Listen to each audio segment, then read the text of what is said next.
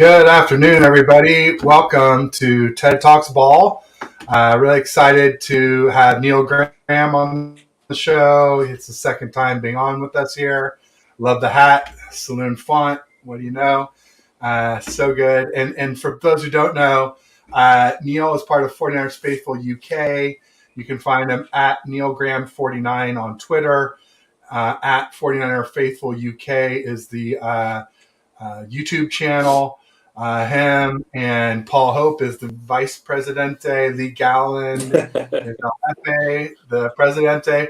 And oddly enough, Lee Galland is the one who sent me the link for this visor. I'd complained to him when he was a guest on my show about not being many 49ers visors available. So when one popped up, he sent me the link. So thanks to Lee for turning me on to this one.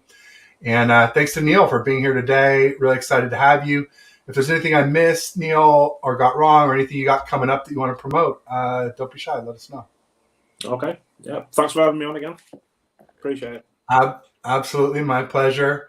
And looks like we got some early audience participation. Jimmy Perez, 3:12 p.m. That must have been yesterday. So what's up, Ted and Neil Graham? How's y'all doing? Hopefully he'll be back today. Speak of the devil, and he appears, El Presidente. He hates that name. He hates it. Allen, evening, fellas. It's just noontime here. I just wolfed down a little lunch before starting the show. And, excited to have you here, Lee. Thanks for joining us. Bryant Culp in the house. It says Ted Neal, Jimmy Lee. I'm not sure I get the Jimmy Lee. But maybe you can fill us in on that. But anyway, Brian Copenhaus, make sure you check out his podcast. He recently hit 100 subs, so I'm sure he smashed through that by now. And Lee's just saying hi to Brian. So, welcome to the off season. Welcome to the slowest season in American professional sports.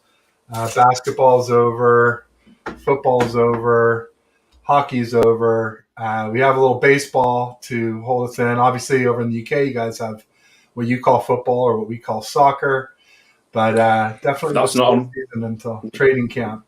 Doesn't start till the soccer over here don't start till August, so we've got a bit of it's cricket season over here now. Yeah, no doubt about it. There's some crazy critics out there. We'll get to some of that. I did mention that it's a slow season until training camp, and I guess luckily it's not going to be very long until at least rookies for the 49ers report to training camp. The dates were just announced. I saw Breezy posted it or reposted from Tom Pelissero, who had a chart, and Breezy put it out with a nice graphic. And he said that 49ers rookies will report on July the 18th to training camp, and then 49ers veterans will report on July the 25th. So should be exciting to get some more news about what's going on then. For me, I think I'm going to be out of town for some of those rookie dates, unfortunately. I made a commitment to folks that I was going to go to as many training camp sessions as are open to the public that I'm in town for. And it looks like I should be here, though, for the veteran ones. And to me, that's the important one. That's the one with the quarterbacks. Obviously, you got Trey Lance, you got Sam Darnold, you got Brandon Allen. We're all rooting for Purdy that he can get cleared to play and ready to practice. But I'd be, lying if I said I was real confident that he would be ready to be part of full participation throwing by then. But fingers crossed. Let's hope. I want as many healthy QBs as soon as possible. Yeah. Got Alec Simpson in the house coming to us, another 49er Faithful UK member from across the pond. Also a fellow member of mine from Let's Talk Sports with Dan, who's also from the UK. Welcome, Alec. Good to see you. Always representing Juice there and with his young one and Kittle. Love the representation. And Lee says, you say that, but it feels like this off season has flown by. Although that might be because I've been so busy with work. Yeah, that'll do it. Being busy with work will do it. Arguing with people on the timeline about, who's better and who deserves the chance to play. That definitely goes a little bit into it. The national media just can't seem to leave us alone. They've come out with some pretty interesting reports recently, whether it was Sam Darnold having the edge on Trey Lance, or Trey Lance not having any trade value. I'd love to get your thoughts on that, Neil. What do you think about these national guys? I mean, none of them were there at the OTAs or mini camps where all our local reporter, or some of our local reporters, were there to report. So I don't understand it as much as you, because I don't know what was being reported in the States, but from everything that I was seeing in OTAs, I hardly ever heard Darnold's name being mentioned, and all of a sudden he's in front of Lance. I don't get it. And the reports that I did see coming from the States was that Lance was looking really good, and Kittle's even said himself that it looks way better than he did last year, way better. But somehow Darnold's in. And last year, Lance was our starter week 1. He was QB1 week 1. I sometimes think that during the off season that they just come up with these stories just to sell stuff, just to get the name out there, just get people talking, and I don't think there's anything to it, to be honest. Yeah, I think they know that if they say something negative about Trey Lance, at least half of our enormous fan base will come clicking, engaging, reading, arguing, whatever the case may be. It seems to be the in thing to do, to criticize Trey Lance. When I look at Trey Lance and I think, what exactly has he done wrong? Why is he getting all this criticism? And you see comments, all the draft picks we gave up for him, and he was picked 3rd overall. None of that's Trey Lance's fault. If you've got a problem with that, you've got the problem with John Lynch and Kyle Shanahan. That's Trey Lance didn't ask for that to happen. It happened. Yeah, we gave up a lot for him. He went number 3, but that's not his problem. He's done nothing wrong.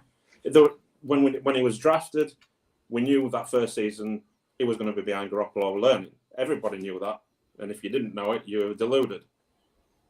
He was trying to start his second year. Then he got injured, broken ankle. Again, injuries happen in sports all the time. So why, again, is that his fault? I honestly, some of the stuff I see on social media, I just do not get the hate that Lance gets. I just do not understand it. It just puzzles me. Yeah, some of it is from what Brock Purdy did, coming in and playing so well, going, basically 6-0 in the regular season and 2-0 in the playoffs in games that he finished, never losing a game that he finished. So that's part of it. But yeah, if they're saying that they feel the same way about Lance as they have all along, which was to make him starter last year, okay, I can understand why you would say Purdy's the leader in the clubhouse or something along those lines. But why would it be an even competition with Sam Darnold, who's had, instead of less than 5 starts, he's had 55 starts. He's led the league in turnovers. I think part of the national media is latching onto is that Darnold was signed on the first day of free agency. And so they're saying, well, that means that the 49ers don't trust Trey Lance. But to me, I think all along is we haven't trusted that Purdy will be ready week 1. Mm-hmm. And so we wanted to make sure we had a really good backup for Lance rather than, Darnold's going to be the backup and Lance was going to be 3rd string. I think the thing about Darnold as well is that the contract that he signed, $5 million guaranteed. That's a lot to give a 3rd string quarterback. So I think that kind of drummed up a lot of conversation that, maybe they've signed him for some other reason. But the fact of the matter is, Purdy went down in the championship game, and it was pretty much game over. Was it game over if we had Darnold last year and he came in when Purdy went down injured? It's ifs and buts, isn't it? But I think the contract that we gave him led credence to a lot of conversation that we signed him for other reasons than to just be 3rd string, which I don't think is true. Yeah, I think that Lance will probably be the starter week 1, and I think Darnold will be 2nd string week 1, and then Purdy eventually will come back, and then either Lance or Purdy will be the starter, and one of them will be 2nd string, and then Darnold will be 3rd string, and that's why there's lots of incentives in Darnold's contract in case he does play, and he does do well, he's a chance to make over $10 million. I think it's like between 4.5 and 10.5 million, or 3.5 and 10.5. But, ultimately, you're right. Those two things would lead people to believe that he wasn't expected to be a third string. That how quickly we signed him in free agency and the size of his guaranteed money. It's definitely a lot compared to, say, like Nate Sudfeld last year, who was only $2 million guaranteed. Real quick, just want to say hi to Silly Fungi in the house. He's saying, I guess Trey will need game experience to get up to his potential. Do you think the Niners will have the same or similar weapons for him next year? Yeah, I mean, as of right now, we have all our weapons from 2022. The one that I could see us trading, but I don't think it'll happen before the season starts. I could see us trading by the trade deadline, so week 8 or right around there, is Juwan Jennings, because he's on a 1-year deal. And presumably he'll be too expensive for us to afford in 2024. So, use him for half the season or the first 8 games or so, and then trade him for something rather than, losing him for nothing at the end of the season. The other one, potentially, I think less likely to be traded, but possible until we work out an extension. And actually, is Brandon Ayuk, because his 5th-year option is going to be pretty expensive. We can knock it down quite a bit by extending him, but we don't want to end up in a situation in 2024 where we're paying Debo $28 million against the cap and Brandon Ayuk 14 for a $42 million wide receiver 1 and 2 combo. But what do you think about the weapons? I mean, it recently came out that they were ranked number 1 group of weapons in the NFL by ESPN. I was sort of like, way to catch up, ESPN. I've been saying that since week 8. We beat the Rams with CMC. Basically, when I started this YouTube channel, was right around then. Yeah, to be honest, I don't think we're gonna trade anybody. I can't see it, because I think the signing of Hargrave really made a statement that we were just that one player away, that interior presence on the defense. That I think this year, I kind of get a feeling that it's not Super Bowl or bust, but I think getting to the Super Bowl is, I think most fans, and I think most pundits would think that that's the minimum, because of the talent that is on this team.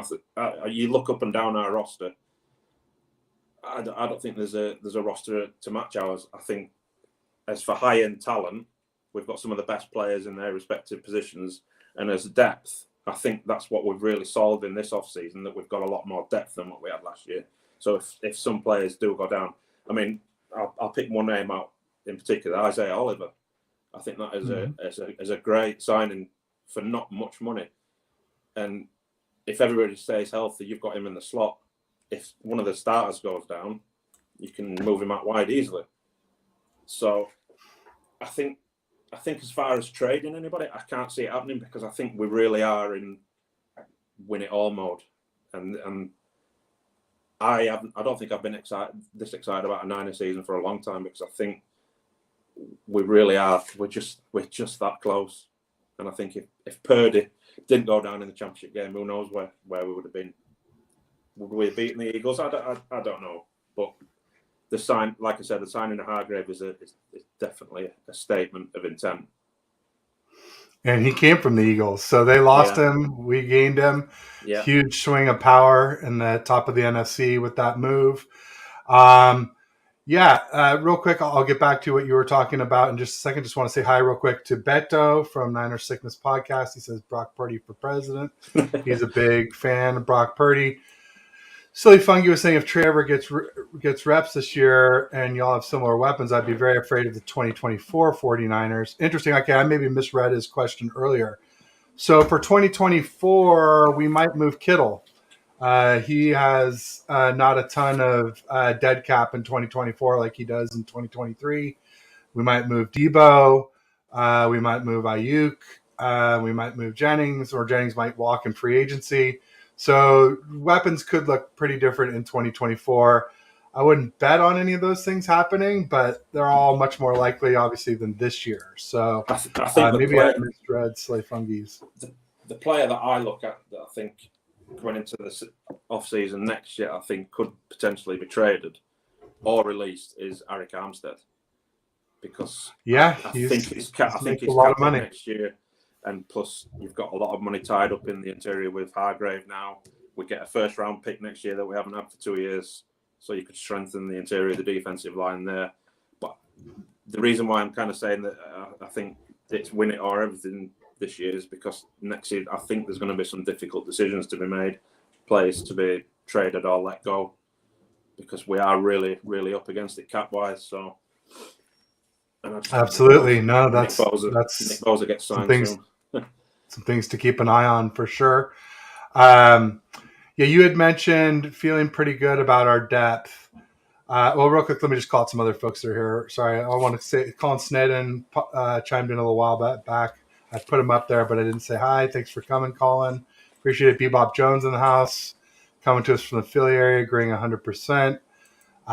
We got Lee Gallen, Presidente, saying too much has been made of Brandon Allen. The fact that he was number 2 at the Bengals, that doesn't really mean much when you consider Nick Mullins was our number 2. Absolutely. All this Brandon Allen hype is just a bunch of hooey. If he was so good, they wouldn't have let him walk. We wouldn't have signed him for the vet minimum.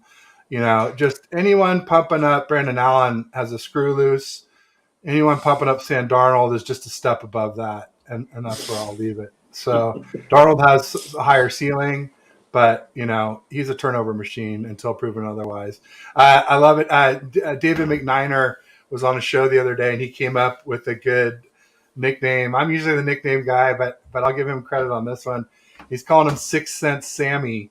Sam Darnold, since he likes to see ghosts. So yeah, I love that nickname. I'm rolling with that. You'll see it on the timeline now. Whenever I talk about Sam Darnold, it's just going to be 6 Cent Sammy. So be ready for that alliteration or consonants or whatever that grammatical term is called. Beto saying hi to Bebop. Silly Fungi saying I appreciated the answer. Anyways, Ted, thanks. So I guess let's go back to his original question. Make sure I got this right. I guess Trey would need game experience to get up to his potential. Do you think? Okay. So Trey Lance needs experience, right? I mean, Brock Purdy played 48 games in college. Trey Lance played 17. And Brock played right up until the 2021 season, and then he played for us in 2022, whereas Lance only played one season in 2019. Then in 2020, he only played one game due to COVID, and that was his last game in college.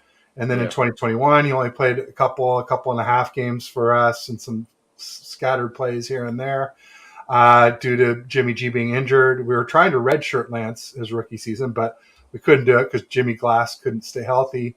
And then obviously in 2022, the full game against the Bears in the monsoon, and then just under a quarter against the Seahawks. And that's it for Trey Lance in like the last 5 years. So a huge difference in experience. That's what Trey Lance needs. But to think that he won't get it this year, and we have to wait till 2024 to see him, because that's sort of the next thing he was saying here, I think that's a fallacy, because there's no guarantee that Brock Purdy will be ready for week 1. They're hopeful that he'll be ready, but that's not sure. I've heard Lynch, I've heard Kyle say different things, the national media say different things. Yeah.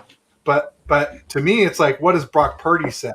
And until Brock Purdy says he'll be ready week 1, I'm going to kind of discount anything anyone else says about him. He's been careful to say, like, I don't know if I'll play this season. I don't know when. I don't know if. So he's not going to be rushed by anyone. And then even if he does start, I mean, come on, none of our QBs, we have 4 QBs on our roster, right? Trey Lance, Brock Purdy, Sam Darnold, and Brandon Allen. Not a single one of those guys has played a full season.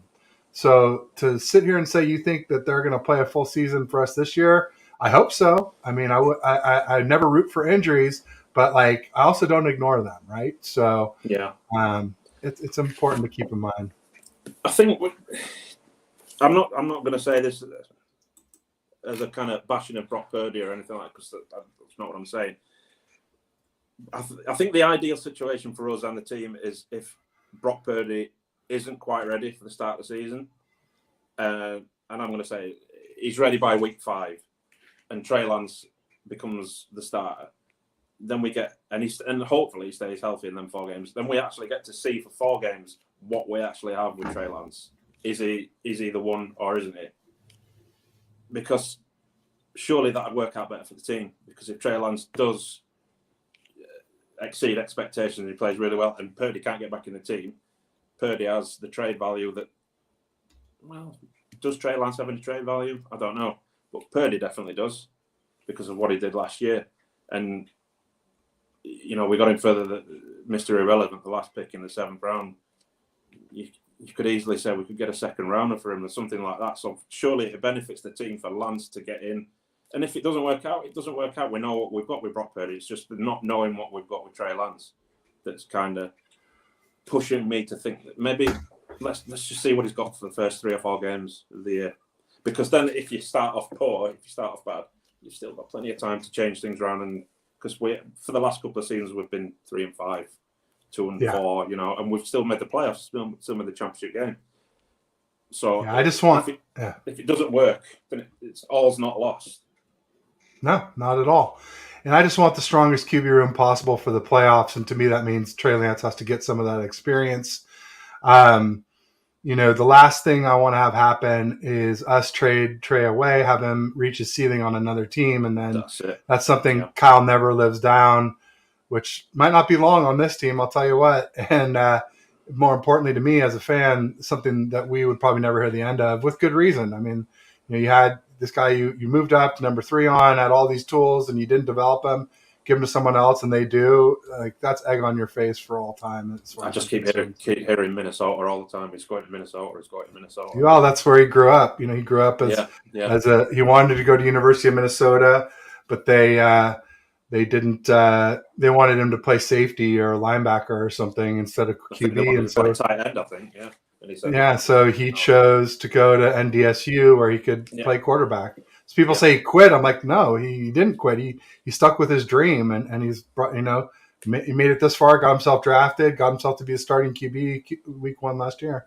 Yeah, totally. So the other thing I don't want to have happen is Purdy to stay healthy all season, then get hurt at the end of the season. And then we're shoving Lance in where he's had barely any experience other than scout team experience, so probably wouldn't have gotten much better. I just don't think that's our best option for rolling into the playoffs. I think we want as many healthy, practiced up, experienced QBs as possible. Real quick, I want to say I had a Ty Alston in the house, big fan of 49ers Faithful UK. Very funny guy, 10% Ty. He's the podcaster's agent extraordinaire. He can turn your podcast into podcash. Only charges 10%. He was joking around with Paul that when 49ers Faithful UK hit, or 49er Faithful UK hit 5,000 follows on Twitter, that Paul did the Debo dance. And so we were joking around a little bit that on the timeline. Yeah, so Ty, thanks for joining. We'll look forward to some comedy relief from you and great takes. He was just on my show the other day. We were tearing it up. Awesome show. So many good clips out of that show. So thanks again for coming on, Ty, and for all that you do. He's also part of, he has his own show, Faithful One, the letter O1. And then he's also on East Coast Red and Gold every Wednesday at 5 p.m. Pacific, 8 p.m. Eastern. So that's later today, just in about 4.5 hours. So make sure you tune in there. Lee was saying, and hopefully Shanahan will use him as a QB and not a running back. Yeah, absolutely. Like, Neil, is there much you want to say about this? Because I definitely have something, but I don't want to step on you. I feel like I'm talking too much so far. No. Go for it. So I agree with what Lee just said. I mean, then just chime in. I don't want an echo chamber. If you anything you disagree with, just be like, "No, Ted, you're wrong." That's fine. One of the players that really annoyed me. I know a lot of the Niners fans like this, but one of the players that really annoyed me in recent years was when he rolled Trent Williams out and tried to throw the ball to him in the end zone. Oh, yeah, and he jumped up in the air. Yeah, landed flat on his back. I'm thinking, that's your franchise. Yeah, that's your franchise left tackle. Why are you doing that?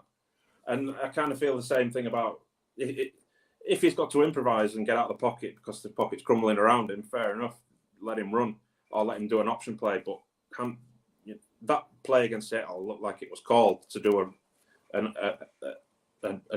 basically quarterback dive off tackle, and it was like, why are you doing that with your franchise quarterback? Fair enough, if you're going to run him wide, get him away from the big tackles and stuff. But get him out of the middle. Get him out on a safety or a corner on the edge. Yeah. There is a huge size advantage. Yeah. No doubt about it. Yeah. And, and the 49ers have come out recently and said, we were willing to lose with Trey in 2022, to develop him, but now we can't do that anymore. And it's like, nothing could be further from the truth. If you were willing to develop him, you would have called the same plays as they called for Jimmy and Purdy and let him develop his arm. And what they did was they said, we don't trust him to do that to win. So we're going to do whatever we think it takes for him to win. And that's run him. Even if it gets him hurt, so be it. That's what we had to do. And so the people say that Kyle doesn't lie. I call that a lie right there. Actions speak louder than words, Kyle. So, you're not fooling you might fool the casuals, but you're not going to fool everybody with that kind of, gaslighting, rhetoric. It's just not right. Ty couldn't agree more with Lee. Absolutely. And this concept of don't run Lance like a fullback, running back, whatever you want to call it, up the middle, essentially. And people don't even want Debo running up the middle, let alone our franchise QB or potential franchise QB. Yeah. Lee was asking if Ty enjoyed his holiday. Ty was in France. He posted a cool video outside the Louvre. So I think I saw that. Yeah. Everybody make sure you check that out for sure. Ty says also, we don't know what we have in Brock Purdy. Also, only 6 regular games played. And the 2 playoff games maybe count almost as much as that. I mean, 2 playoff games has to be at least worth 4 regular season, 4, 5, 6 regular season games. So it's a lot. Second season, haven't you? You've got the second now. All the teams have got this 8 games worth of footage on him where they can scour it and see where his weaknesses are. So if it does become the starter, he's got they've got all this film to pour over to try and stop him. So if this is going to be the season that he's going to have to prove that he's going to be the elite quarterback that we hope that he is. If he is the starter, because it's not going to be so, I wouldn't say easy, because nothing's easy in the NFL, but it's going to be a lot harder for him this year to replicate what he did last year. Now that there's so much film out. Yeah, exactly. I mean, that's, Ty says we don't know what we have in Brock Purdy. And, in our show the other day, we were kind of saying, he could, he probably hasn't hit his ceiling. He can probably improve. He could regress, especially with an injury. We don't know. It's just too small of a sample size to crown Purdy. Too small of a sample size to say that Trey Lance is a bust. Both those things are true. So we'll see. We'll see what we have in Purdy. But we were fooled with Jimmy with 5 regular season games. So, we should be a little wary with Purdy with 6. The 2 playoff games, I think, count a little more. But still, it's the same concept. Like you said, defensive coordinators will probably adjust. I don't think Purdy's ceiling is much higher than what we saw. And I do think that whatever ceiling he can, whatever improvement he can make could be nullified by DCs, and maybe even more so by studying film and, attacking his weaknesses and limiting his strengths. That's what great defensive coordinators do. Yeah. Ty was saying the Minnesota rumor is lazy just because he's from there. No other thought was put into it. That's true. But also, the Vikings are also, Kirk Cousins has said this is his last year as a Viking. So, that adds to the fire for sure. They're definitely in the market to replace Kirk Cousins. And we all know Kyle has a thing for Kirk Cousins. So I guess there's a little more to it than he's just from Minnesota. But I'm with you, Ty. It's a little bit of a lazy narrative.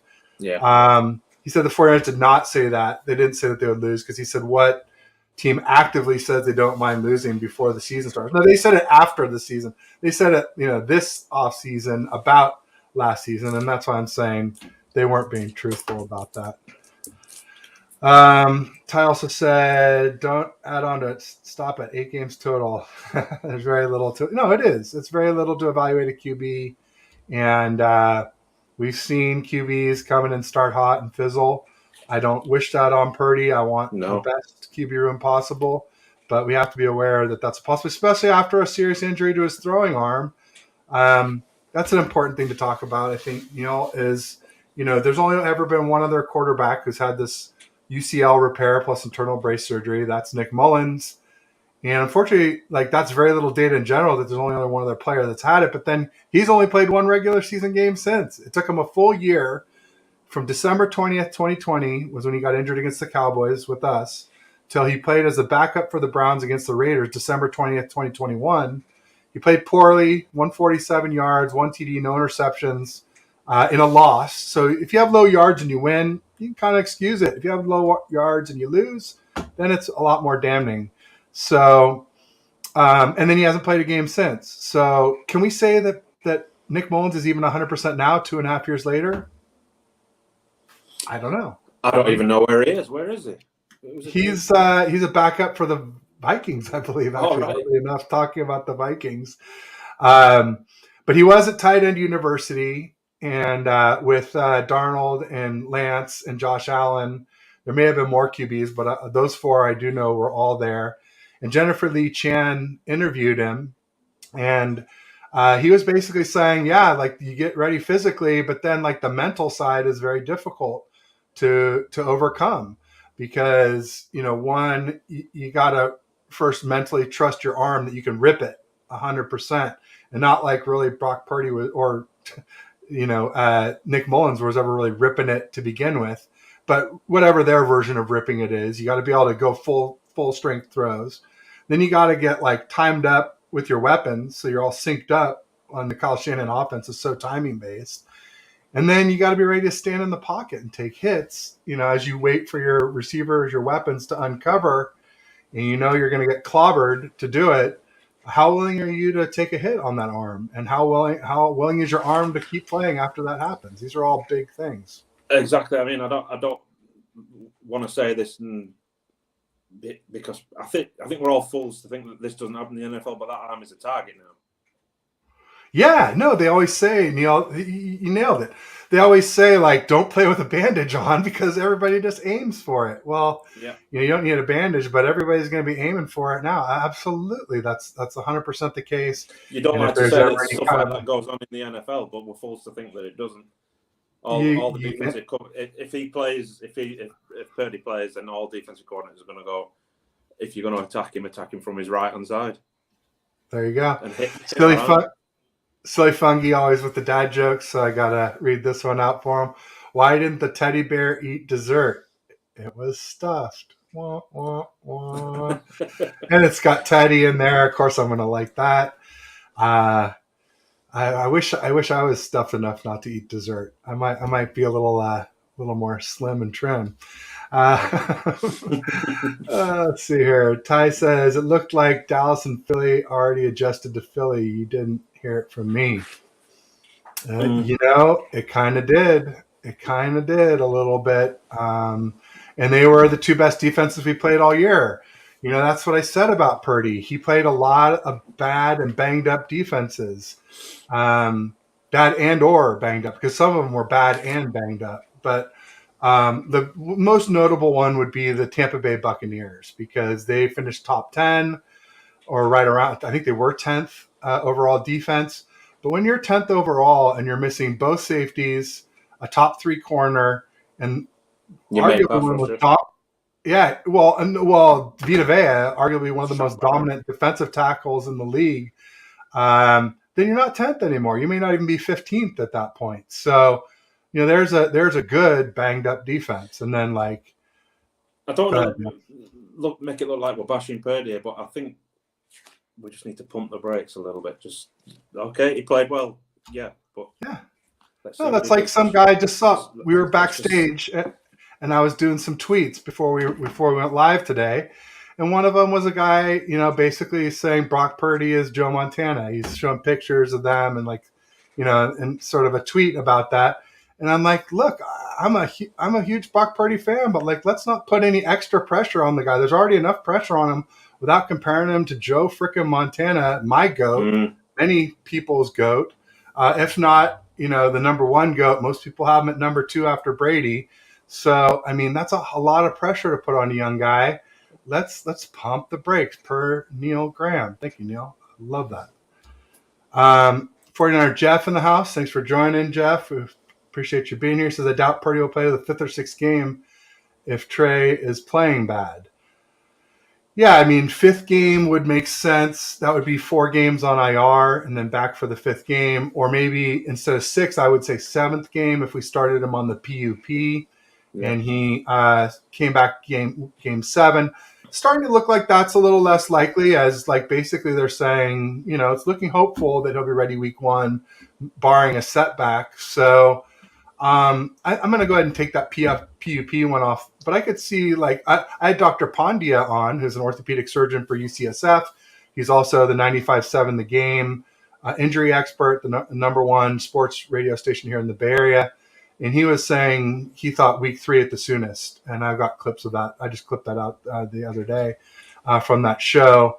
And then I had another doctor on, Dr. Jesse Morse. He's like the fantasy doc, pretty big on Twitter as well, too. And he said he'd be surprised if Purdy was ready week 1. That was a little while back. I need to get him on again per these updates. But that was just, but it was post-surgery. And when a lot of people were trying to figure out timelines, he said he thought it was extremely unlikely that Purdy would be ready week 1. So we'll see. Somewhere in that sort of week 1 to week 5 range, I think, is realistic. And let me say one thing too. There's so little data on this, right? With quarterbacks, like if I'm saying there's a chance that Purdy is going to be late getting back, there's also a chance he could be back earlier than projected, right? So that's a possibility too. He could beat the odds. He could be the great rehabber, he just has the great, genetics for it, the perfect build for it. Who knows? There's just so little data, it's hard to say. So it is possible that Purdy could be ready sooner than thought too. So just to be fair, I got to throw that out there as well.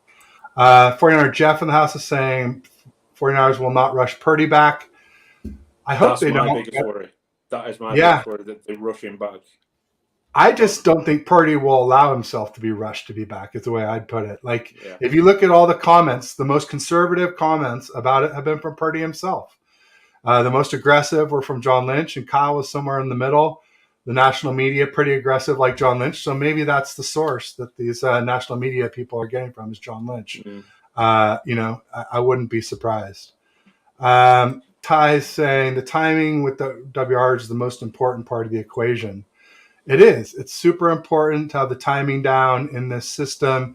And let's be honest, it's not something that Purdy was particularly good at. I'm not saying he's bad at it. Compared to Jimmy G, Purdy was not as good at the timing. Like Jimmy was great at those first reads, the timing, and Brock was better when things broke down, hitting the second, third, and fourth reads, which are just more like backyard playground type of plays.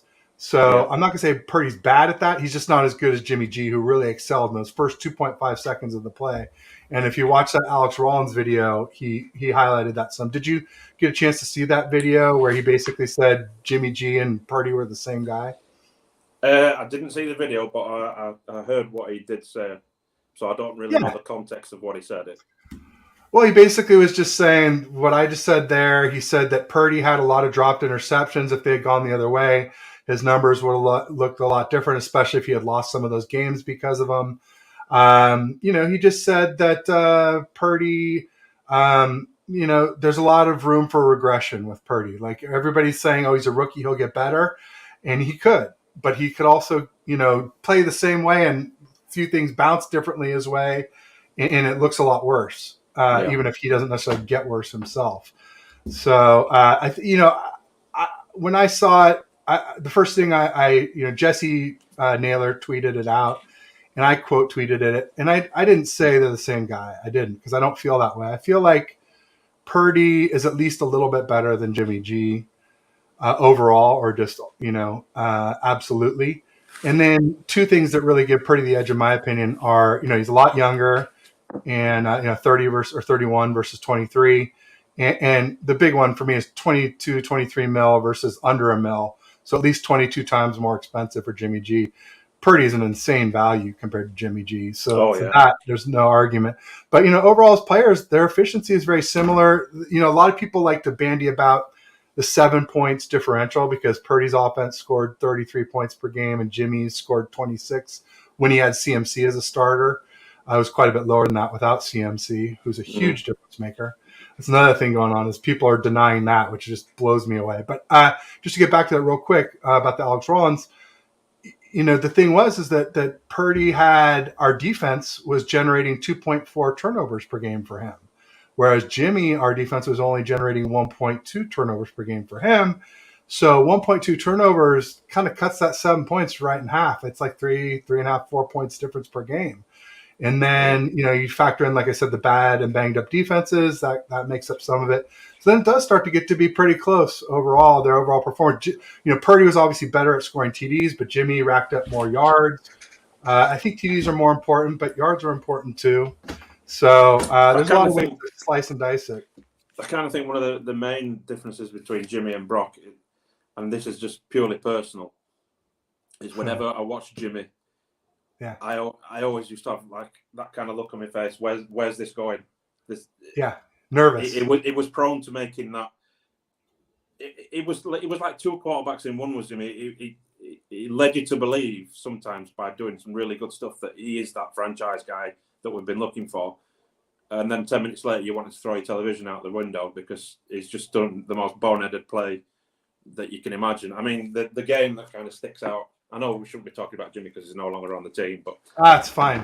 And also, that's a good thing to talk about. It's one of the subjects. So one of the games that sticks out in my memory where I felt like putting my foot through the television was December 2021. We were playing a Thursday night game against the Titans in Tennessee. Oh man, 23rd of December, and we got the opening possession, drove down the field, scored a touchdown. It looked like Tennessee had no answer. Tennessee got the ball, did nothing, punted it away, gave us the ball back. We drove down the field again. I thought, well, this is going to be one-way traffic. And he throws an interception in the end zone. And I thought, well, unlucky. And then they showed a replay from behind the quarterback's arm of the end zone. He was trying to force the ball into George Kittle. And it was like, that was never on. Why did you even throw that? It was completely covered. It wasn't on. You were never going to throw him open because he was covered that well. Why did you even throw that? And that's so frustrating. So that's how I describe Jimmy to a lot. I mean, one of the guys in the Faithful UK group loves him and always says that I hate him. I don't hate Jimmy Garoppolo.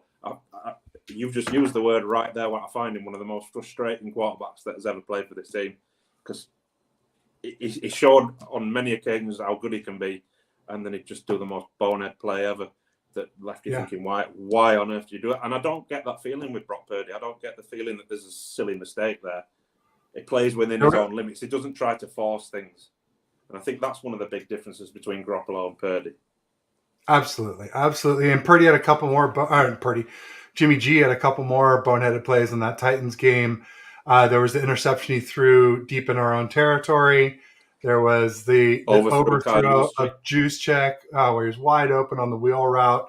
Would have been an easy walk-in TD. Jimmy overthrew him. Now, the one thing I will say about those two, unbeknownst to us at the time, he had, the avulsion fracture in his thumb, very similar to the avulsion fracture that Lance had in his index finger on his throwing hand. Jimmy had it in his thumb on his throwing hand. So I do give Jimmy a little bit of pass on those because he was playing through some serious pain and probably less strength of grip on that thumb too. So I give him a little break, but man, he's missed so many of those like that to Juice Check. He had missed one earlier in the season, or was it later in the season, in Seattle to Juice Check on the other side of the field in Seattle where he's wide open and Jimmy missed the throw. That's why when Lance fans get after Lance for completing the long throw to Debo and his first ever continuous action in the Seahawks game when Jimmy hurt his calf and he hit Debo to the right and Debo walked in for a touchdown. He was wide open on a busted coverage. I'm like, well, it's a busted coverage. I'm like, well, Jimmy busted a bunch of throws against busted coverage. So let's not knock what he did that Jimmy blew so many times. So, Jimmy, very frustrating. You would say we shouldn't talk about him anymore because he's on the Raiders, but is he on the Raiders, Neil? I mean, he hasn't passed that physical, and when he didn't, they changed his contract. So if he doesn't, they can cut him with zero cap implications. Not this year, not next year moving forward. If he doesn't pass that, they cut him and he becomes a free agent then, doesn't they cut him, and then guess where he comes back to? Because Kyle would rather have Jimmy than 6 cents Sammy. Come on, 6 cents Sammy. No, I can't take more than Jimmy. Jimmy Garoppolo. I mean, obviously, if he failed his physical with the Raiders, it would take some time before he could fail his physical or, pass it with us. But, I don't know. I just think that at any point, if Darnold hasn't shown himself to be better than what we've seen, in a real game action, I can't imagine that any point that Jimmy's available that he doesn't dump Darnold and take Jimmy back for a similar, even if there's some dead cap. He ate $2 million dead cap to get rid of Sudfeld last year. He might eat 3.5 to get rid of Darnold this year. I don't know. Would Jimmy want to come back? That's I think Jimmy, did Darnold really want to come here? I think it's desperado. I think these guys don't have a lot of choices at this point in their careers. So, but yeah, you never know. He could say no to us. I just hope whatever it is, he doesn't come back. But I can't say that it's impossible until he passes that physical and he's officially a Raider for 2023. So, yeah. Colin says, personally, I think JG came in full of confidence and over Kyle's tough love broke him. Yeah, I mean, well, go ahead, Neil. I'll let you talk. I've been talking too much again. No, carry on. I don't know. Kyle's offense, to me, comes across as very quarterback friendly. You're throwing to open receivers and letting them do the work. You see that with Debo and George with the yak that they get virtually every time they catch the ball. Was Kyle tough on Jimmy G? You saw it a couple of times on the sideline, but I don't know whether I really agree with that, to be honest. Well, here's what I think. When we got Jimmy, we were 11 games into the 2017 season. We were 1-2. When we got him, we were less than that. But by the time Jimmy had learned enough to be able to play some in the 2020 season, we were 1-10, and there were 5 games left. And of course, as we all know, he famously went 5-0 to close out the season because he had nothing to lose. He had nothing to lose, but also Kyle didn't run his full scheme with Jimmy in 2017. What he ran was a hybridized version of his scheme and the Patriot scheme, a lot more shotgun, a lot more stuff that played to Jimmy's strengths. And then after that, he tried to make Jimmy do more strict Kyle Shanahan, more, take snaps under center, turn your back to the defense, which Jimmy has definitely proven since then not to be good at. And so he kind of forced Jimmy into his system instead of adopting a system that works for Jimmy. And this is a criticism of Kyle, is that he has a great system and he's good at picking QBs that are good in his system. Well, he's all right. He's not great at it, but he's not good at adjusting to a QB's strength, like a Trey Lance, to highlight that. He's better at making sure the quarterback has what he needs coming into the system. And so in that respect, I think he did break Jimmy a little bit. Also, the ACL broke him some too. That's some of what I was talking about this confidence, this mental aspect after a serious injury of like, hey, I'm in the pocket and my elbow's going to get hit, or in Jimmy's case, his knee is going to get hit. And, short arming it, throwing it early, when the guy hasn't uncovered yet, because he knows by the time the guy does uncover, he's going to get creamed to do it or slaughtered back there in the pocket. So, I think those two things both contributed to Jimmy, because like Jimmy was never as good as he was in 2017. It's not only did he go 5-0, but like look what he was playing with: Marquise Goodwin, a rookie George Kittle, Carlos Hyde's a pretty good back, but like Joel Murphy. I'm blanking on our little slot receiver Trent Taylor, he's all right, he's decent, but not when he's like your number one receiver or number 2 after Marquise Goodwin. Like that's not a murderer's row of wide receivers. And so he did a lot with a little, and some of that too was, bad team. 2 of the teams were bad. The Rams rested their starters. The Titans were like 9-7 with Mariota as their quarterback. And yeah, the Jags made it to the AFC Championship game, but they had very little win if they beat us. And they had Blake Bortles as their quarterback. You've seen how he's panned out. So you can poke holes in a lot of those wins, I think. And we kind of have since then. Looking back, because at the time we were like, Jimmy, sign him. Max deal, sure, whatever. We need it. We were so QB starved. We're like, I think that was part of it as well. We desperately need a quarterback. Just sign him. He's gone 5-0 in his 5 starts. Let's just sign him. Yeah. I don't want to take anything away from Jimmy because there are several games. I mean, the one that stands out for me is the Saints in 2019, where That's the one. he went toe to toe with Drew Brees, and we won the game. So I don't want to criticize Jimmy too much because there are games out there where he did. I mean, the drive against the Rams in the final game of the season where Joanne Jennings caught the touchdown. You can't ask for more for a quarterback, can you, on a 2-minute drive like that? Yeah, but even the New Orleans game is crown jewel of the Jimmy G crown or scepter or whatever royal accoutrement you want to talk about. One of the TDs was thrown by Emmanuel Sanders to Mostert. So Jimmy beat Brees? I mean, Jimmy and Emmanuel Mosley beat Brees. Anyway, that's cheap. Jimmy might have done it on his own, even without that. I will say that, but just in honesty, not all the TDs, and we only won by 2 points. So you take away that TD. If Jimmy didn't score on that drive, then we probably do lose that game. So, Dave McNiner in the house, loving the Sammy 6 cents. That's where I got it from. I've been giving you credit on the timeline and in my shows, David. So if I steal, I don't really steal. I borrow and give credit. So it's a little different than just like shamelessly pretending that it was my idea. Although I usually am pretty good with nicknames. I got to get a little bit better. I'm kind of off my game there a little bit lately. 49er Jeff had a point before that, so let me go back to that. Also, Jimmy and Purdy had almost similar starts their first 7 games. These defensive coordinators have film on Purdy, so let's see what happens. Yes, absolutely. These are concerns. I like Purdy. He could get better. He could regress. Both are possible. He could stay the same. He could get better. Defensive coordinators could up their game, and it could just look the same, even though he got better. That's what I think is probably the most likely. I do think that Purdy will improve. I just don't think he has like a huge delta of where he is to where he can be. I don't think he has the ceiling that Lance has.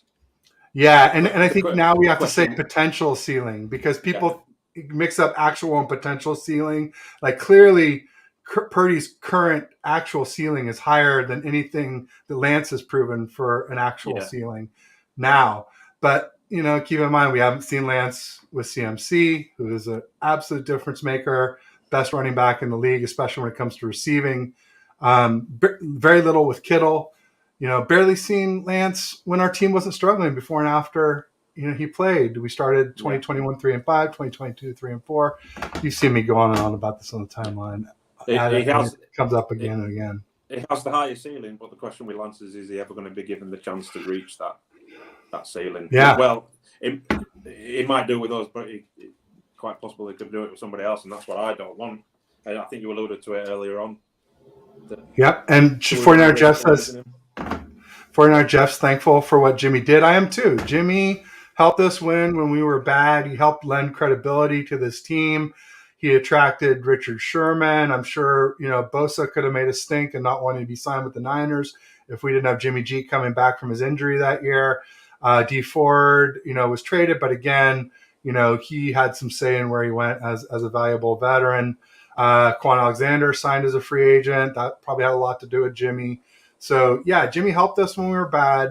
But I just say when we got good, he kind of held us back. So props to Jimmy. I'm happy for what he did. I just wish we had made the move away from him sooner, especially when Brady said that he wanted to come retire as a Niner before we went to the Bucs and won a Super Bowl with them. I'm pretty sure we would have won at least 2 Super Bowls with him with this roster. So. We'll see. They're saying hi to each other. Tommy Huxley in the house. He's saying, what if Shanahan didn't take the Niners gig? How do you feel about that, Neil? To be honest, I had all my eggs in the Shanahan basket, so I don't really know who else was available at that time because I wanted Shanahan more than anybody. So I did too. I think one of the names that was bandied about was McDaniels. Was one of the names, and I didn't want him. That's probably why I wanted Shanahan so much because I didn't want McDaniels. There you go. Yeah, I mean, I'm a big Shanahan fan. I have started criticizing him lately about his QB decisions. Passing on Mahomes for Cousins, passing on Brady for Jimmy G, not getting Stafford has cost us multiple Super Bowls, at least 2, maybe 3 Super Bowls. But, ultimately, we have been to the NFC Championship 3 of the last 4 years. We did make it to 1 Super Bowl and fell short. Not all due to Kyle. Kyle, Jimmy, refs, defense all played big parts in that. So everyone can take a bite out of that SH, sandwich. Yeah. So, if Shanahan didn't take the gig, I think we'd be in a world of hurt. I think we'd be still cycling through people like Jim Tom Sula and Chip Kelly and, picking first overall and draft. We might look more like the Jags if we had kept, Balky. Balky, although the Jags are starting to look better now. So I think Doug Peterson has really helped the Jags. Yeah. But I'm talking about the Urban Meyer Jaguars, the pathetic Urban Meyer Jaguars. We're competing year in, year out. I mean, it's not winning Super Bowls, but we're competing year out. That's the team that they've built. So I can't complain. Shanahan does do some things sometimes that frustrate me, but I can't complain where we are. Three championship games in the last 4 years. Yeah. No, that's why I say I'm a Shanahan fan. I don't want him fired. Over that hump. Yeah. Yeah, I just want him to learn. I mean, I feel like Kyle could be Andy Reid 2.0. Everybody said this about Andy Reid with McNabb, with Michael Vick. He couldn't get it done, and then he got Mahomes, and bang, 2-time champ, Super Bowl champ, and been to 3 of the last 4. So, those two together, what a pair. So I think Kyle just needs – I mean, I'm not going to say Mahomes because Mahomes is generational, clearly. Yeah.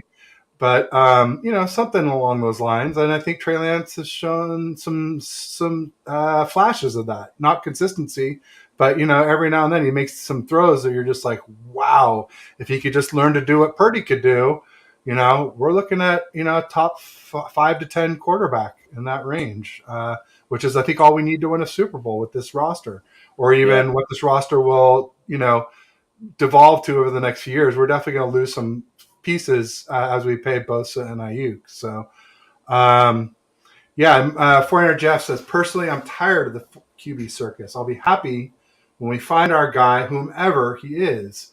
Yeah, no doubt about 100%. it. And this is a great point. I mean, it's a mistake to trade Trey Lance now because we don't know what he is. But once we know what Trey Lance is, and if he's the franchise QB, or once we know what he is, and we decide that Brock Purdy instead is the franchise QB, then the one's got to go. You can't have these two guys around here constantly. At some point, you got to pick one and ride with them till the wheels fall off, and unify that locker room, and unify the fan base, and unify the press, and so it's not this circus every offseason. It's good for ratings, I suppose, but it's bad for solidarity.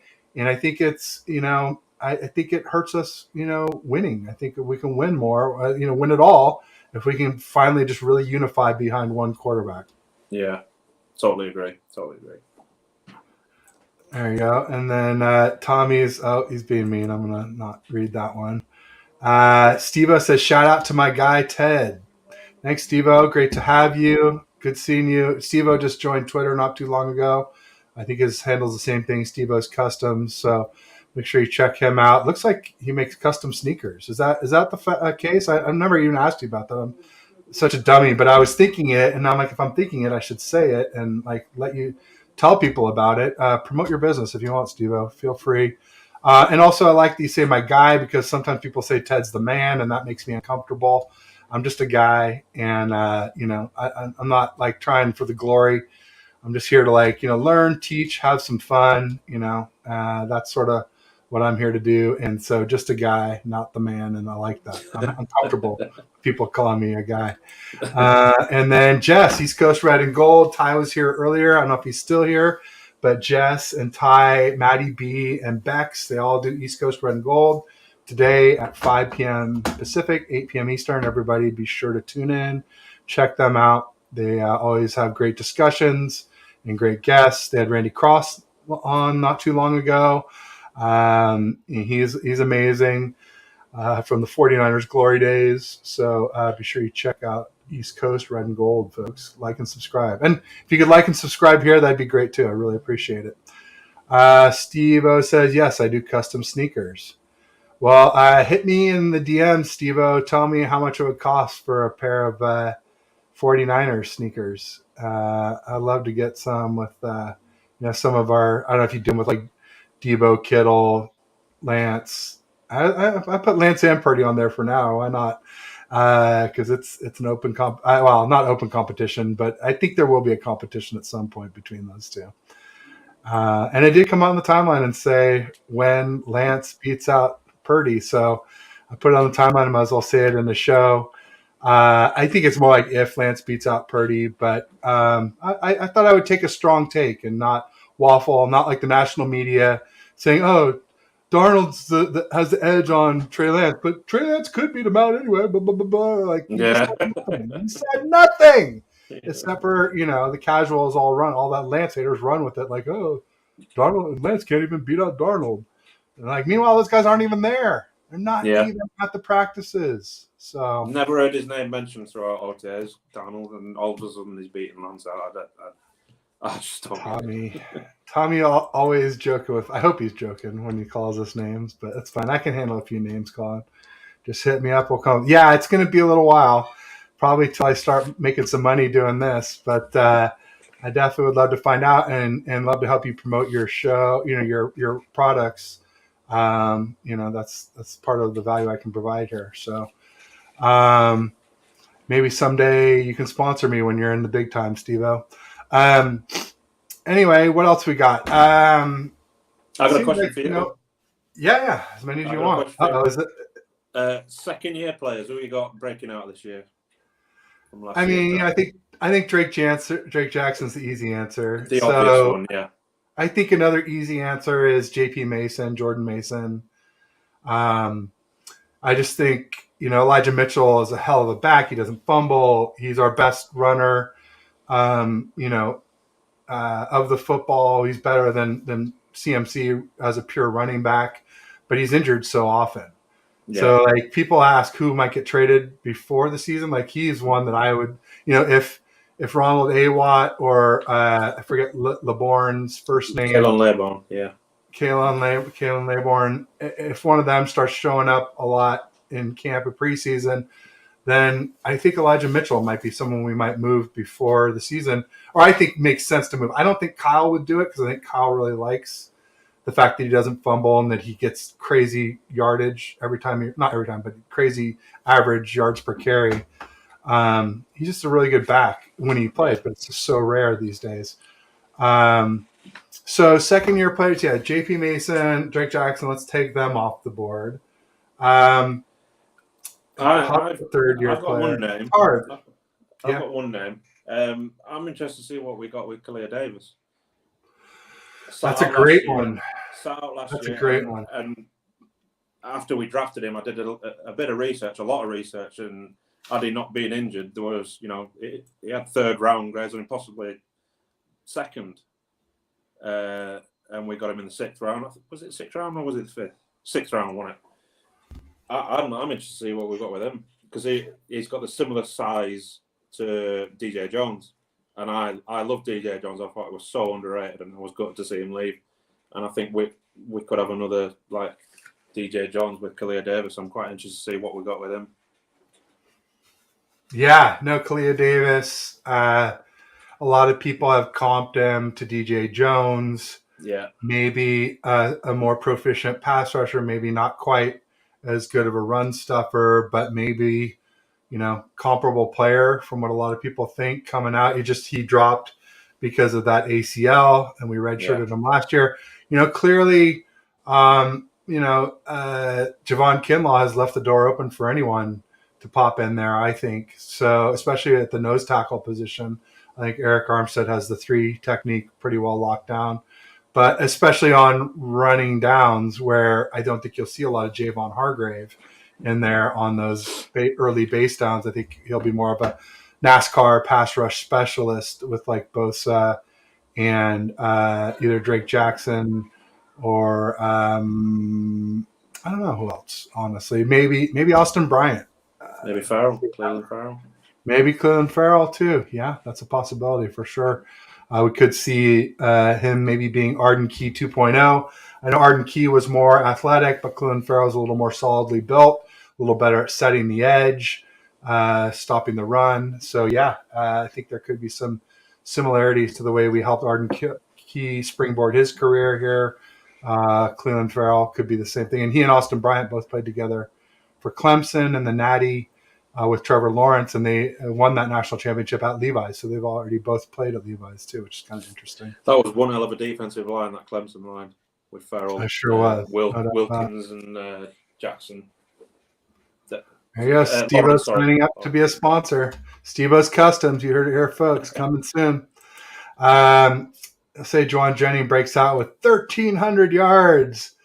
Tommy Huxley. Hey, he's gonna. I think he'll get a lot of firsts and TDs like usual, but 1,300 yards. I mean, so like Jennings gets 1,300, Devo gets 1,200, Kittle gets 1,100, Ayuk gets 1,000. Like, we're gonna have 4 guys over 1,000 yards. I don't know. That's a lot, unless we're passing for like about 7,000. That's a lot of mouths to feed. It's a lot of mouths to feed, but I love it, Tommy. I mean, optimism is a great thing, and I hope you're right. I mean, that'd be super cool. I've always been a big fan of Juwan Jennings.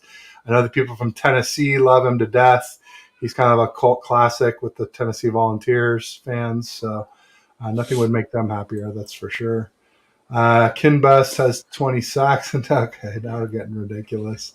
I could see Kinlaw with 5 or 6 if he could stay healthy, but I've been saying that for a while, so I don't know. I'm starting to lose hope with Javon instead of I like Javon to have not 20 sacks. Even then, I think Bosa maybe around 20, Javon Hargrave 10 to 12.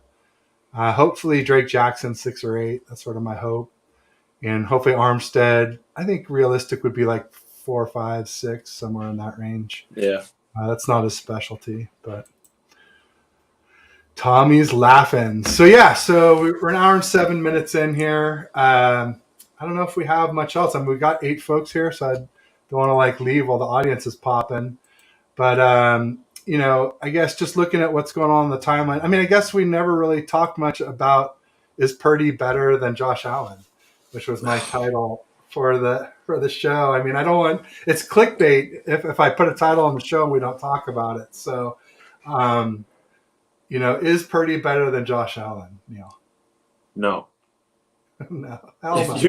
You put Josh Allen in front of me with Brock Purdy and say, right, can I be the one who you take? I'm taking Josh Allen every day of the week. We would have won at least 2 Super Bowls already. We would have won in 2021 and 2022. Yeah. 2019 is a little bit more dubious because Josh Allen was a rookie in 2018 and he was pretty, I wouldn't say bad, but he definitely wasn't good in 2018. 2019 he got a little bit better, but he still wasn't a really good QB. 2020 is when Josh Allen really, blossomed and really, maybe even peaked, but definitely where he hit his stride, let's say. So I'm not as quick, but even 2019, I think he would have been better than Jimmy G. That's not a knock on Brock Purdy. I mean, there'll be a lot of people taking my answer there and going, "Oh, you hate Brock Purdy?" No, I don't hate Brock Purdy. Oh, I love Brock Purdy. I love everything that he did for us last year. But anybody going to take Brock Purdy over Josh Allen? You don't know football. No, that's what I said. There's a lot of box score scouts that are victims of QB win syndrome because they're like, Brock Purdy's 2-0 in the playoffs and Josh Allen's 4-4, and Purdy hasn't lost a game and did all this stuff, and it's just like, dude, just watch the game. Somebody asked me what to you makes Josh Allen a great quarterback? And I'm like, really, it comes down to, does your team carry you or do you carry your team? And there's tons of games where Josh Allen's the leading rusher for the Bills, and he throws bombs. He does throw a few too many interceptions, but that's just because so much weight is on him. Yeah. He also doesn't have that great of weapons. He's got Stephon Diggs, who's really good. And then after that, it's a huge drop-off. There's no, Ayuk. There's no Kittle. There's no CMC. There's no Kyle Shanahan calling the plays for them. Dayball's pretty good. But and now, you see he dropped off last year without Dayball. So, ultimately, if we had Josh Allen, I'd say we win for sure in 2021 and for sure in 22 with him. No doubt in my mind. He's just a beast. Can Brock Purdy be a franchise quarterback? Absolutely, he can. Yeah, absolutely. That's not a knock on Purdy at all. But if Purdy's going to get to elite franchise quarterback like Allen is, he's going to do it in a different way because he's not as physically gifted as Allen is. He's not got the stronger arm that Allen's got. And I don't think anyone has a stronger arm than Josh Allen. I think he's got the biggest toes in the league. You could argue that Josh Allen's a better athlete as well because he carries that weight so well. He's 6'5", 240. He carries that weight so well. But he's a monster. But Purdy's got a lot in his court as well. You know, he's accuracy. He's got good awareness. His accuracy is good. His pocket presence is good. He's got poise. Like I say, he's not as physically gifted as Josh Allen is, and he hasn't got the stronger arm. But a lot of people put too much on a stronger arm sometimes. He's got an above average arm strength, I'd say, Purdy, and that's good enough sometimes if you get the ball out on time, you hit your receivers in stride. Purdy can be a franchise QB, absolutely. But right now, I'm taking Josh Allen every day. Yeah, absolutely. Purdy can be, and I'm pretty vocal on the timeline saying Purdy has limited arm strength, height, top speed running. Yeah, but there are plenty of great QBs that have limited arm strength. Plenty of great QBs who weren't tall. Plenty of great QBs who didn't have great top speed. The thing is, when you're lacking all three, then I will say it's very difficult for Purdy to be a franchise QB, but not impossible. He could definitely do it. I mean, he could kind of be Breeze 2.0, maybe a slightly weaker arm. Breeze had a pretty good arm. I'd say a little bit stronger arm. But yeah, I mean, I could see Purdy developing into Breeze 2.0. I wouldn't say that's impossible. Yeah. I mean, one of my favourite players of Purdy this year, it's a bizarre one, so bear with me on this one. And it showed what kind of a quarterback he is. Was the very first play against the Buccaneers when he got absolutely levelled by Keanu Neal. And I just sat there and thought, 7th round quarterback, he's just got absolutely laced. That's it. That's game over. And he played the rest of the game like that didn't even happen. And he played the rest of the season like that. He didn't even. So that showed he's got immense heart. And he's prepared to stand in the pocket and get hit. Lit him up for 35 points in under three quarters. That was incredible. I will say that one interception that he threw that got called back because of the holding or PI on the defense. I thought was probably a ticky-tack call. I thought we got lucky there, and that could have changed the game a little bit, but I think we still win no matter what. I think Purdy, 35-7, we beat him overall. I think that one interception maybe makes it 28-14 maybe or something like that, but who knows what really happens. I don't know, but ultimately he played really well, and I was worried. I was listening to it on the radio, and so I heard it, and the way they described it, it sounded like a bone-crunching type of hit. I was actually stuck in Tahoe. We were meant to be watching the game at our condo in Tahoe, and there was a blizzard and a blackout the night before. We had no power. We decided to pack up and head out while there was still daylight, and and it was snowing just buckets the whole time. And listened to the game on KMBR.com on the way down the mountain, and then of course rewatched it later. But unfortunately, I didn't see that live when it happened. But seeing it afterwards, I was like, "Whew, thank God that didn't derail our hopes for Brock Purdy. He's a tough guy, and you could say maybe a little too tough. If we're going to I'm going to give him credit for being tough. I can knock him too for being too tough in a way, in that a lot of people talk about the pass to Ayuk in the corner of the end zone, where against the Seahawks, where he rolled left, evaded the guy, rolled right, stopped, evaded the guy, planted his feet, and threw the ball to Ayuk. Unfortunately, by planting his feet and not throwing on the run, he gave Cody Barton enough time to close ground and get his hand in between the ball and his face. And so when the ball came past Cody Barton's hand, he had only a split second, and he dropped it. It was a drop. Ayuk probably should have caught it, but he definitely would have had a much better chance to catch it if Cody Barton had a chance to recover on the play and get that hand up. And but even the announcers on that play were like, "Oh, Brock Purdy, he stayed in there and he knew he was going to get pasted essentially or lit up." And you don't want to see that from your franchise QB, because basically that's not sustainable. If he does that, and then what do you know? That was the Seattle game. 2 games later, he gets lit up by the Eagles, and that caused his UCL. Again, kind of like holding the ball too long. We know that Croft got beat, but he didn't whiff the block either. Like it was 2.7 seconds into the play, so there was enough time to hit. I think it was Jennings on the first read if he had thrown him open essentially. And that's the type of thing where we could see improvement from Purdy as he gets better timing with those weapons for sure. Yeah. Silly Fungi. Oh wait, real quick. 49er Jeff says, I doubt Darnold will ever start as a Niner QB. I agree. I hope he doesn't. I hope. We don't want to see 6 Cent Sammy if we can avoid it. But thank you, David McNew.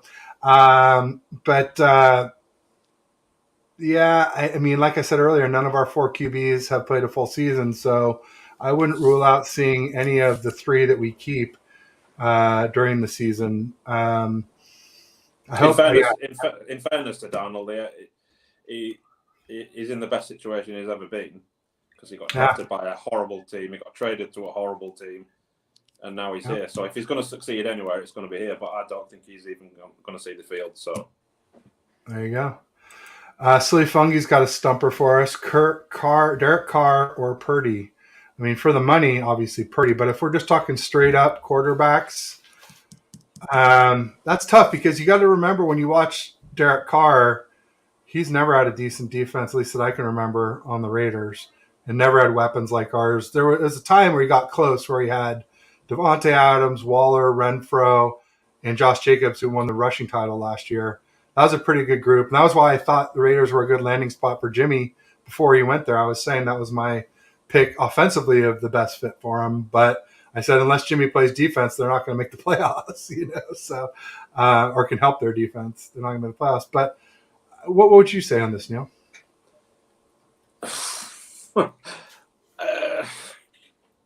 That is a tough question. I would probably I'd go Purdy.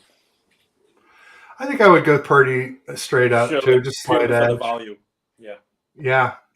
But I mean, I think it's hard because I say Purdy is only a little better than Jimmy G straight up, and I think Carr's better than Jimmy G straight up. So it's a tough question, and I mean I wouldn't go heavily either way. I would say that for sure. If Purdy is my choice, it's by the narrowest of margins. Maybe just because he's younger, but I think if you're just talking about in one season, maybe it's close to straight up for me. I like Derek Carr a lot more than a lot of people do. We'll see how he does with the Saints. Now that he's got a real good defense and some good weapons. Got Olave, supposedly Michael Thomas coming back. They have I think they have like a Jawan Johnson tight end. Is pretty good. Yeah. Kamara. I know Kamara is supposed to be suspended some for beating the out of some guy in Vegas on camera. But when Kamara plays, he's almost as good as CMC as a receiving running back. He's outstanding. So wait, sorry. I have a hot topic, off topic maybe, but I believe Mason will be running back number 2. No, I mean, we were kind of saying that earlier. I think Elijah Mitchell is clearly running back 2 from, a talent perspective, but health, man, the guy just can't stay healthy. So at least not so far. Knock on wood. Like the one nice thing about Elijah Mitchell is that he hasn't had any serious injuries. So there's always hope that he can, learn to reduce, run maybe a little bit more crafty, not take people, because he's kind of like a small back who runs big. And that's part of his problem is that he runs really hard and he's not that big of a guy. And so, he hasn't an ACL or an Achilles or a quad tendon tear or patella tear. Those are my 4 big killers for skill position players. Really, most people. Davis Price seems to be the forgotten man. Nobody seems to talk about him at all. 3rd round running backs. That's Kyle's other Achilles heel, blind spot, if you will. Outside of the quarterback position is those 3rd round running backs. Sounded like TDP was doing a little better in camp, OTAs and mini camp, but we'll see. Yeah, he could be another trade partner potential. If it's not Elijah Mitchell, it could be TDP, or he could be just cut potentially, just sort of like Sermon was last year. And for people who say that Kyle and Lynch don't lie, that's one thing I love to point to, where they came out one week and they're like, "Oh, Trey Sermon's at his best camp ever." Next week we cut them. I'm like, yeah, you were Cut just him, trying yeah. to pump and dump. Yeah, come Yeah. on. Don't tell me they don't lie, because they do. They have to, and it's fine. I don't expect them to tell us the truth. It would be a disadvantage if they always told the truth, and I want all the advantages I can get that aren't nefarious. That is, Purdy over Carr for sure. Okay, so Steve-O, sure. Yeah, I mean, I say Purdy over Carr. I don't know about for sure. I think I have some doubts, but we'll see more this year. Time, as a wise man said, time will tell, right? Neil, I know it's getting late for you there across the pond. What is it, 9:20 over there? 9:25. Yeah. Should we start wrapping things up here, you suppose? Yeah, we can do. Yeah. All right. Well, I just want to thank everybody who came out today. We had great audience participation. I want to ask everybody to like and subscribe here to TED Talks Ball. Make sure you do the same for 49er Faithful UK, at Neil Graham 49 on Twitter. Also, what do you guys have your regular show yesterday at noon? Every Tuesday at noon is 49er Faithful UK, noon Pacific, 3 Eastern, 8 GMT on Tuesdays. Anything else you guys have coming up that you want to promote, Neil? The Faithful UK group. There you go. Faithful UK. Check them out. There's going to be obviously watch parties again this year, but we haven't got anything official yet. But I love our group. It's going from strength to strength. The guys, Paul and Lee, do an immense amount of work behind the scenes, emailing people. And then we've been on Sky Sports twice the last year at the meetings that we've had. The group's just going from strength to strength, and it's great to see. So 49er Faithful UK, Instagram, Twitter, and on Facebook as well. There you go. Check them out, folks. They do great work. I was saying to Paul that they have integrity, insightful, analysis, and entertainment. Thank goodness Neil didn't do the, what's it called? The segment? Would you rather? Would you rather? They kill each other with those. They're always the toughest questions, so I'm glad we dodged that today. Yeah. But yeah, thanks for everybody for showing up. As far as me this week, this is probably it for me today. We'll see if anything pops up. I got Terradome tomorrow at 10 Pacific, 1 p.m. Eastern. And then I've got Bashar. We do our weekly show, usually Fridays at 3 p.m., 6 p.m. Eastern. But tomorrow we're going to do Thursday, 3 p.m. Pacific, 6 p.m. Eastern. And then Friday is Niner Nate is going to pop on at 3 p.m. Pacific, 6 p.m. Eastern. So a couple more shows this week for sure. Maybe see if others pop up. But thanks everybody for showing up. Thank you, Neil. It's always a pleasure. With 49er Faithful UK in general, with you in specific. And I'll just say peace and go Niners. Go Niners.